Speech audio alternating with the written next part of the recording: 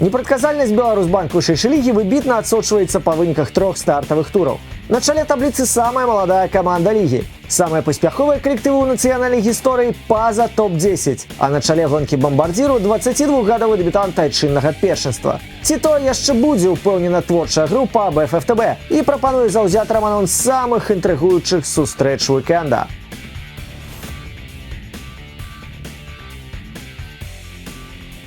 У 3 мінулых турах цукровыя атрымалі праважно на 5 пенальці. Гэта прывяло да 2 перамог і статуса самай выніковай на дадзены момант каманды краіны. Аднак змагацца з Віцебскам з пазіцыі галявой моцы пад началеным Віталя Паўлова будзе складана. Без Марата Бураева, выдаленага ў мінулым туры, гурт наступу случан страціць шмат каштоўнага. З іншага боку, у цукровых хапае сілы волі, каб схіліць на свой бок нават няўдалыя сустрэчы. Абедзве вікторы ў 2020-м у Слуцка атрымаліся валявымі.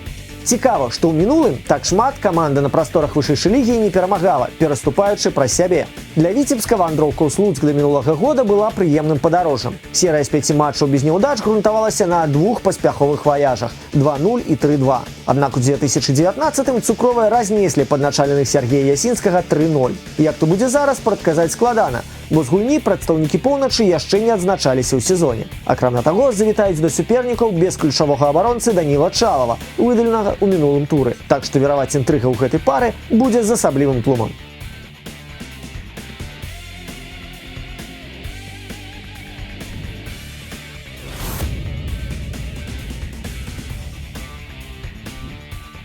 Адзін асобны лідар са сталіцы выпраўляецца ў Жодзіна ў якасці самай атакуючай каманды першынства.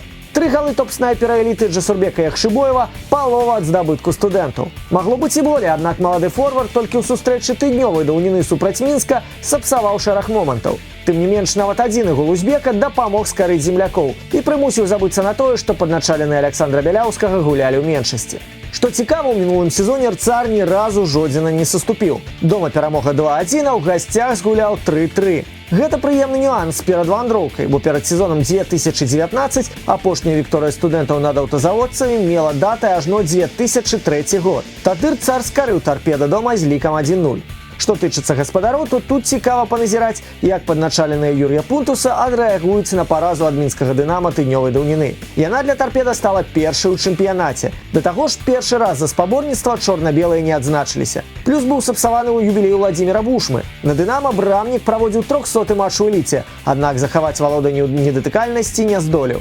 Магчыма, здзейсніць подзвіг ветэран здолее на родным стадыёне. Пры змаганнях з Рцарам дома аўтазаводцы толькі двойчы з 7 двубояў гулялі на 0.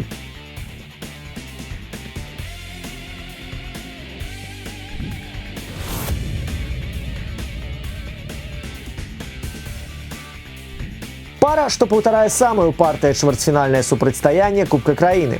Там, нагадаем, ажно 180 хвілін асноўнага часу хатняга і выязнога двубою плюс овертайм не выявілі пераможцаў. Толькі ў серыі пенальці чэмпіён краіны апынуўся мацней, чым працягнуў сваю серыю без паразу пары. Ужо 7 матчаў запар Берасці не скараецца ваўкам. Цікава, што адзіная перамога Іслачы датуецца 2017 годам, калі падначаленыя Віталія Жукоўскага скарылі візаві 3-1 у родных сценах. Да сустрэчы Дынама падыходзіць у менш аптымальных кандыцыях. Вікторыя ў першым кубкавым паўфінале над Шахцёрам прымусіла ключавых гульцоў папрацаваць даволі інтэнсіўна. Аднак паспяховы дэбют Яўгена Хачарыдзі ды вяртанне пасля кубкавай дыскваліфікацыі Сергея Кісляка відавочна робяць ратацыю Берасця больш прывабнай.